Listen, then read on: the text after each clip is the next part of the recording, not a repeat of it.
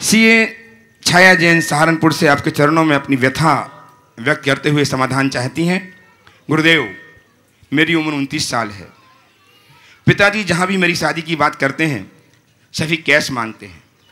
जितना पिताजी खर्च करने के लिए बोलते हैं, शादी पर उसका आधा अमाउंट लड़के वाले कैश मांगने के लिए कहते हैं और बाकी पूरी शादी का खर्चा पिताजी को ही करना होगा।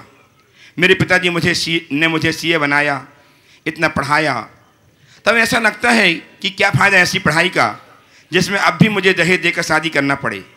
मैं बहुत दुविधा में हूँ, बहुत परेशान हूँ कि मुझे क्या करना चाहिए।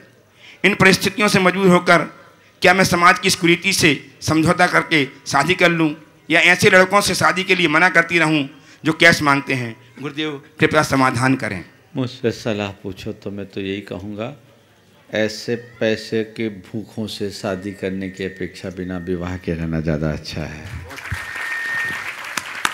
चाहे लड़का हो या लड़की, उसकी जवाबदारी है कि वो अपने माता पिता के गौरव को, उनकी गरिमा को, प्रतिष्ठा को बचा के रखे।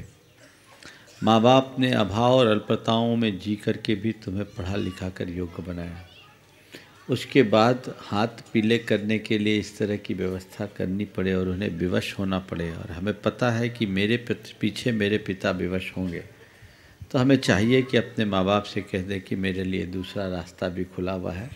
मैं ऐसे लड़के से विवाह करने की जगह ज़िंदगी भर आपका बेटा बनकर आपकी सेवा करने में अपने आप को सौभाग्यशाली समझूंगा।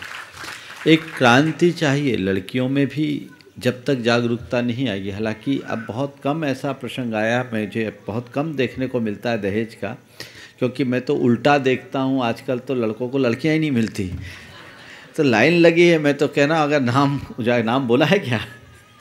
नाम बोला है? छाया जैन है सहारनपुर की। देश में बहुत सीए होंगे जो भी बैठे हैं, लड़की नहीं मिल रही है।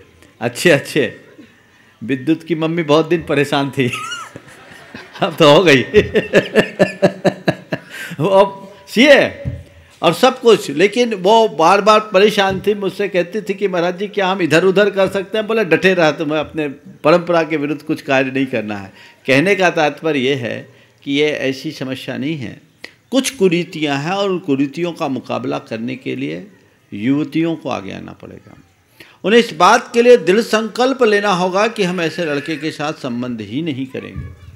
और दूसरा, एक ये भी मैंने देखा है कि आज लड़कियां भी चाहने लगी कि मेरे पिताजी मेरी शादी में ज़्यादा लगाए, ये भी समस्या बढ़ने लगी। फिर आप लोग हो, बनिया लालच आता है, एक ने कहीं ऑफर दिया तो दूसरा उससे बढ़ा करके ऑफर दे देता है। और ये भी एक समस्या आजकल देखने में आ गई है, विडम्बना है कि पहले अनेक संतान होते थे, ठीक है, माँ बाप भी चाहते हैं हम अपनी बेटी की शादी में इतना तो लगाएंगे ही।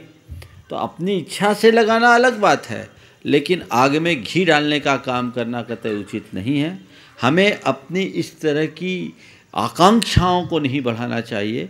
यदि इस तरह के लोग होंगे, और ख़ासकर जो इस तरह एकदम कैलकुलेटिव हिसाब से चलते हैं, उस घर में जाने से अच्छा कुंवारी बैठे रहना।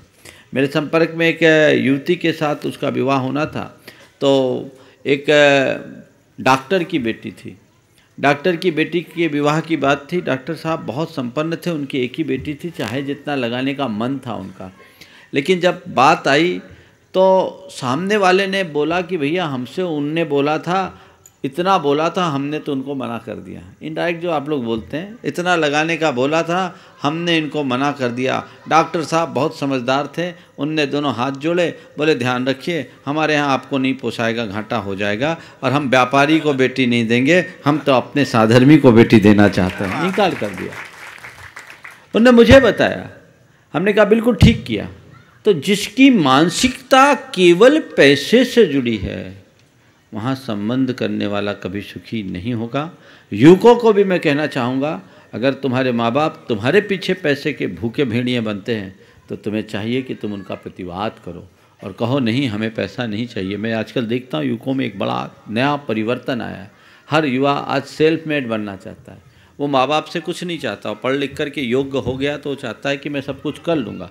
तो युवाओं का गौरव बढ़े, तब समाज को हम इस कुरीति से अच्छे से बचा सकेंगे।